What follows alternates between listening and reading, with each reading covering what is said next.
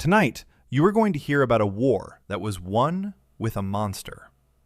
Not a metaphor, a literal monster. Fangs, darkness, punctured necks, drained blood, and all. It happened in the 1950s, in the jungles of the Philippines, and the people who carried it out weren't wearing costumes. They were CIA operatives. And they had figured out something about the human brain that most military strategists had completely missed. Fear doesn't respond to logic. It never has, and it never will. Your brain carries something ancient inside it, a deep, pre-rational terror of the dark, of creatures that don't follow the rules of the natural world, of the thing that moves just outside the edge of the firelight. You can have a rifle in your hands and a radio on your belt. You can be trained, armed, operating inside a unit with 50 other soldiers, and none of that matters when your nervous system decides the monster is real. The year is 1950. The Philippines has just emerged from Japanese occupation, and a new crisis is already tearing through the countryside. The hukbalahap, known as the Hooks, are a communist-aligned guerrilla movement drawing from rural farmers who had almost nothing to show for generations of labor. They are disciplined, ideologically committed, and they know the terrain like the backs of their own hands. The Cold War is accelerating. Into this steps one of the most unusual intelligence figures of the 20th century. His name is Edward Lansdale. Lansdale doesn't think in terms of firepower or troop positions. He thinks in terms of belief, of the internal world of the enemy, what they are afraid of, what they love, and what stories they have told themselves since childhood.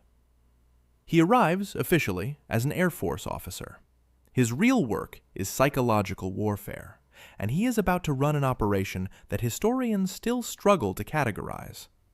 To understand what he did, you first need to understand the aswang, the one a rural Filipino grandmother would warn her grandchildren about before bed, using the same words her grandmother used in a chain of warnings stretching back centuries. The aswang is a shapeshifter. In daylight, it looks like a person. At night, it transforms. It feeds on blood.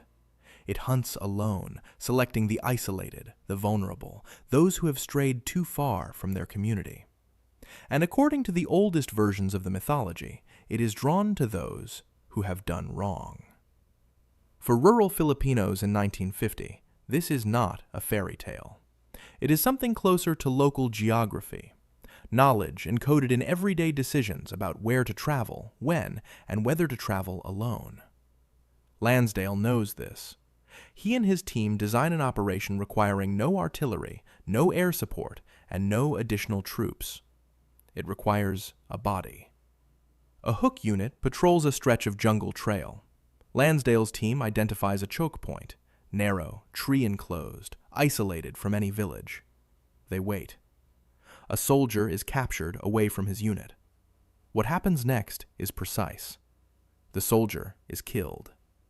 2 puncture wounds are made on his neck, matching the marks folklore associates with the aswang.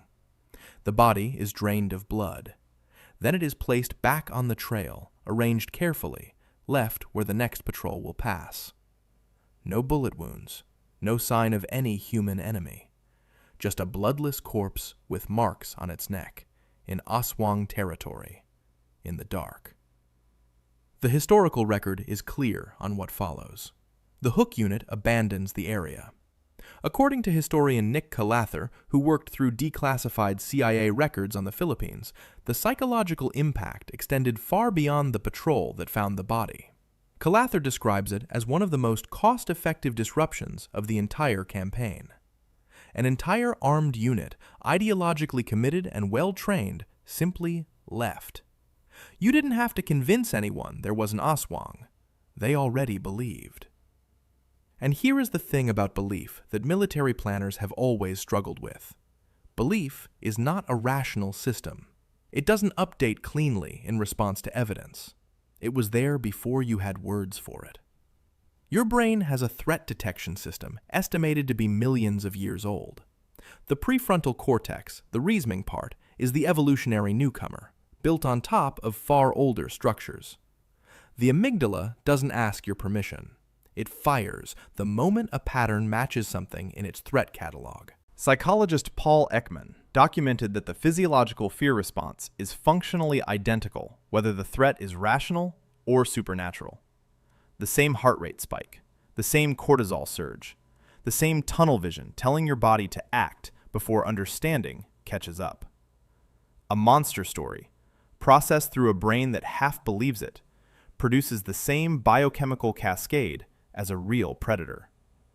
This wasn't a flaw, it was the design. Failing to run from something real meant death. Running from something imaginary cost only seconds. So the system learned to fire early, filling gaps with the most threatening explanation available. Lansdale understood this not as local superstition, but as universal human hardware, something that would function identically in any brain, regardless of education, ideology, or combat training. The operation became a template. His team used loudspeaker broadcasts in some regions, warning that an aswang had been spotted nearby. Hook fighters heard the same warnings their neighbors heard. Not to produce full belief, only doubt. The quiet activation of old warnings that no ideology could fully suppress.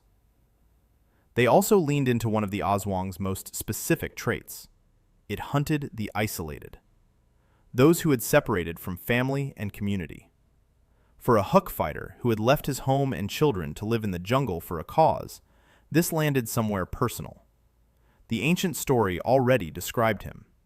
He was the isolated one. And in the dark, far from anyone who loved him, the creature that hunted exactly that kind of person was leaving bodies on the trail. You don't need total belief to feel it. You only need a crack.